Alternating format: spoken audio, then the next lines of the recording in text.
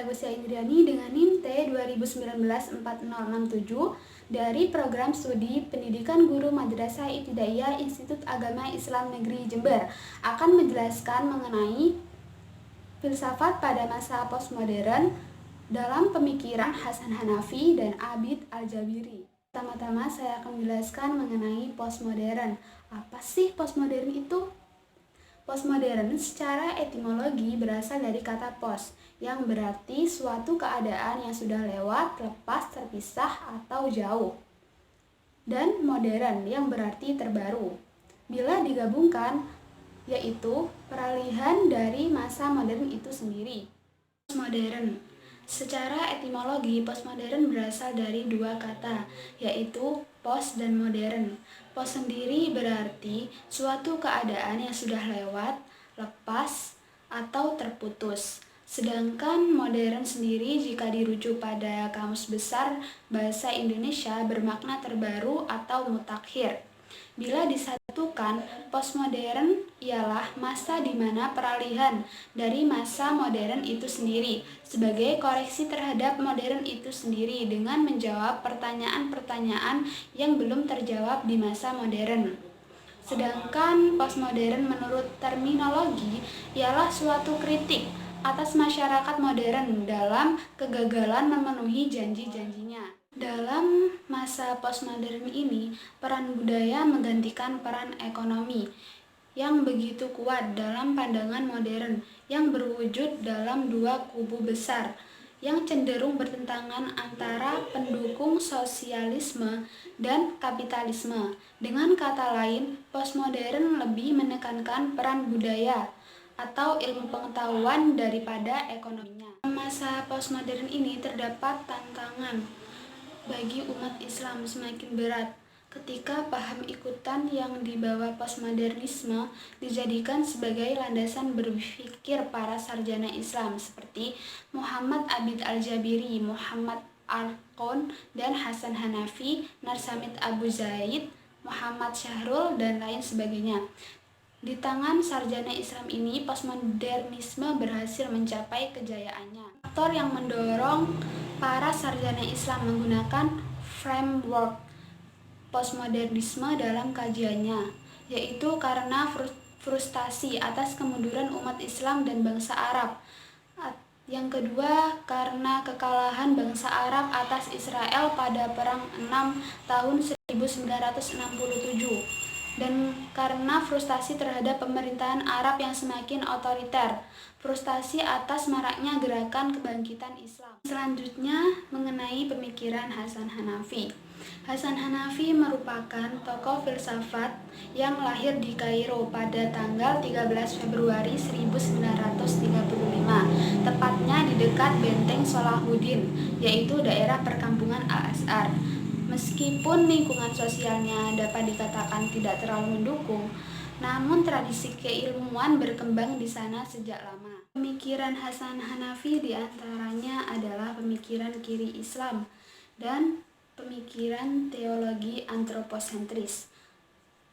Pemikiran kiri Islam yaitu suatu gagasan pokok mengenai antara yang kaya dan yang miskin, di mana kata kiri berada pada pihak yang terkotak-kotak di bawah. Dalam hal ini terdapat 4 gagasan pembaruan menurut Hasan Hanafi, yaitu revitalisasi khazanah klasik Islam, menjawab tantangan peradaban barat, mencari unsur-unsur revolusioner dalam agama, menciptakan integritas nasional dalam negara. Yang berikutnya adalah pemikirannya mengenai teologi antroposentris. Teologi antroposentris ini ada karena Hasan Hanafi beranggapan mengenai teologi Islam yang kurang ilmiah dan membumi, sehingga ia kemudian memunculkan teologi baru, yaitu teologi antroposentris. Dengan demikian, mengenai gagasan-gagasan pemikiran Hasan Hanafi mulai mentransformasikan teologi tradisional yang bersifat teosentris menuju teologi antroposentris, yaitu dari Tuhan kepada manusia, dari tekstual pada kontekstual, dan teori kepada tindakan, dan dari takdir menuju kehendak yang bebas. Pemikiran ini muncul didasarkan beberapa sebab, di antaranya kebutuhan akan adanya sebuah ideologi, yaitu teologi, yang jelas di tengah-tengah pertarungan global antara berbagai ideologi. Pentingnya teologi baru yang dapat mewujudkan sebuah gerakan dalam sejarah yang bukan hanya bersifat teoritik, namun juga bersifat praktik. Dalam mengatasi kekurangan teologi klasik yang dianggap tidak berkaitan dengan kenyataan sosial, Hasan Hanafi menawarkan dua teori, yaitu teori analisa bahasa dan teori analisa realitas. Teori analisa bahasa. Pengertian bahasa dalam istilah-istilah teori klasik ialah warisan nenek moyang yang turun-temurun dari generasi ke generasi, khususnya dalam bidang teologi, sebagai doktrin yang tidak bisa diganggu-gugat. Menurut Hasan Hanafi, istilah-istilah dalam teologi tersebut tidak hanya mengarah pada yang transenden, yaitu hal-hal yang melampaui apa yang terlihat dalam alam semesta. Contohnya, pemikiran yang mempelajari sifat Tuhan yang tidak bisa dijangkau oleh akal manusia, dan tidak hanya mengarah pada hal-hal yang gaib, tetapi juga mengungkap mengenai sifat-sifat dan metode keilmuan yang empirik sampai rasional, seperti dalam imamah, amal yang historis seperti nubuah, dan ada pula yang metafisik seperti Tuhan dan akhirat. Teori analisa bahasa. Menurutnya, realitas dilakukan untuk memenuhi latar belakang dalam sejarah, historis sampai sosiologis, yakni munculnya teologi masa lalu dan bagaimana pengaruhnya dalam kehidupan masyarakat dan pengikutnya sekarang. Analisa ini juga berguna dalam menentukan stretching dalam peradaban masyarakat kontemporer. Dalam analisa ini terdapat 3 metode yang Hasan Hanafi lakukan, yaitu metode dialektika, fenomenologi, dan hermeneutik. Dialektika yaitu metode yang didasarkan pada asumsi bahwa awal mula sejarah terjadi lewat konfrontasi dialektis, yaitu proses di mana tesis melahirkan antitesis dan kemudian melahirkan sintesis. Hanafi menggunakan metode ini dalam menjelaskan sejarah perkembangan pemikiran Islam dan ketika ia berusaha untuk membumikan kalam yang ia anggap melangit. Fenomenologi yaitu sebuah metode berpikir yang digunakan dalam usaha mencari hakikat dalam sebuah fenomena atau realitas. Hasan Hanafi menggunakan metode ini dalam menganalisa, memahami, dan memetakan realitas-realitas sosial, politik, ekonomi, realitas khazanah Islam, dan realitas tantangan Barat, sehingga kemudian dibangun sebuah revolusi. Dengan metode ini, Islam dapat dilihat dalam kacamata Islam sendiri, bukan dari kacamata orang Barat. Jika semua dilihat dari kacamata Barat, maka akan terjadi simpang siur yang tidak tepat. Hermeneutik ialah sebuah metode dalam penafsiran teks atau sebuah simbol.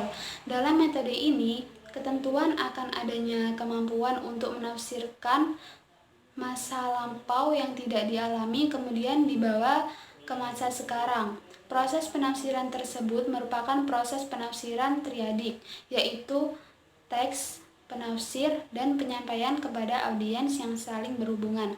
Hasan Hanafi menggunakan metode ini dalam membandingkan gagasannya, seperti antroposentris sampai teologis, dan wahyu kepada hakikat yang ada, dan dari logos sampai ke praktis, dan dari pikiran Tuhan sampai kepada manusia.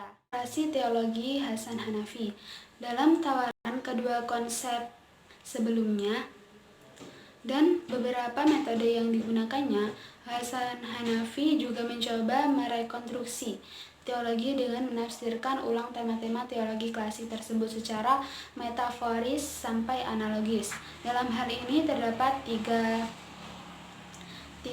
metode dalam ilmu kalam, yaitu seperti zat-zat Tuhan, sifat-sifat Tuhan, dan permasalahan tauhid.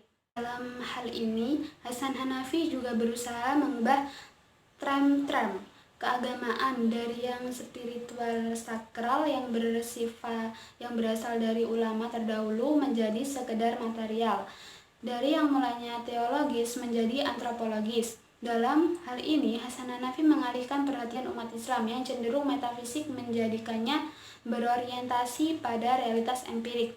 Hasan Hanafi mendeskripsikan di antara sifat-sifat Tuhan seperti wujud, qidam, baqa, muhalafatul hawadisi, qiyamu binafsihi, wadaniyah, dan lain-lain. Selanjutnya adalah pemikiran Abid al-Jabiri. Abid al-Jabiri ialah tokoh filsafat yang berasal dari Maroko. Ia lahir pada tanggal 27 Desember 1935 di Fugiyun, tepatnya di selatan Maroko. Ia disebut juga sebagai pemikir Arab kontemporer. Awal mula terjadinya pemikiran Al-Jabiri yaitu karena Al-Jabiri tidak puas dengan pembaruan yang dilakukan oleh ulama atau intelektual muslim yang mengikuti gerakan salaf. Menurutnya mereka terlalu mengagungkan masa lalu dan mengabaikan kenyataan kehidupan masyarakat pada masa sekarang. Dalam hal ini, Abid al-Jabiri mempunyai pemikiran tentang modernitas. Ia berkeinginan untuk mengembangkan sebuah epistemologi baru.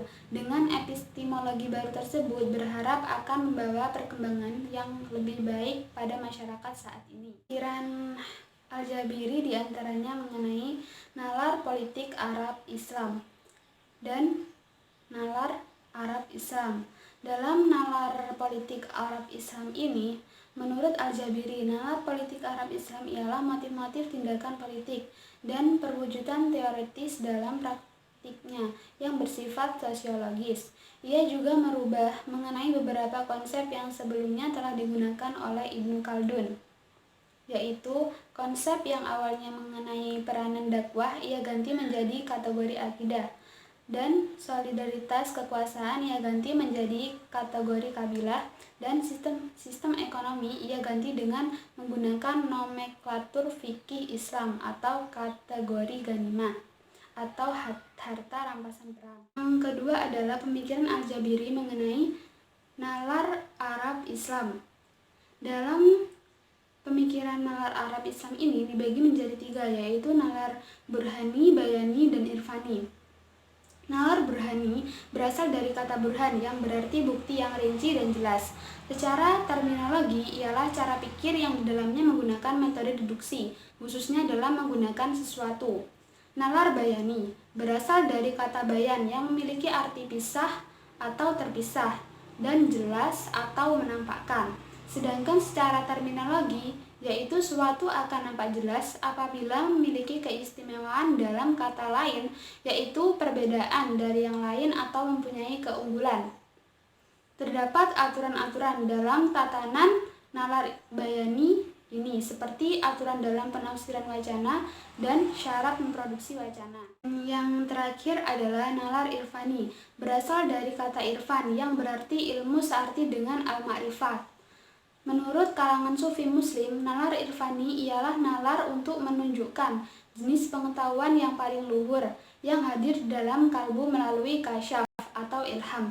Sedangkan menurut Al-Jabiri, nama irfani dibedakan menjadi dua, yaitu nalar irfani sebagai sikap dan nalar irfani sebagai teori. Dari vlog saya, bila ada kesalahan tolong dimaafkan. Jangan lupa like, comment, and subscribe. Wassalamualaikum